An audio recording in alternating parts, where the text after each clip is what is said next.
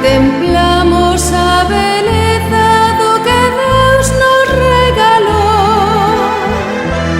Con loanzas e pregarias intimamos co Señor e tamén lle damos grazas pola nova creación. E domingo, día do Señor, o día que da morte Jesús resucitou.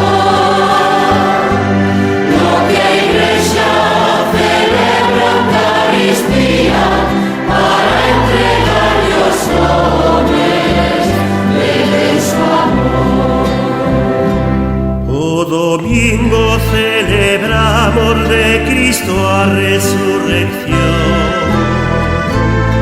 e do Espírito a presencia revivimos con paixón.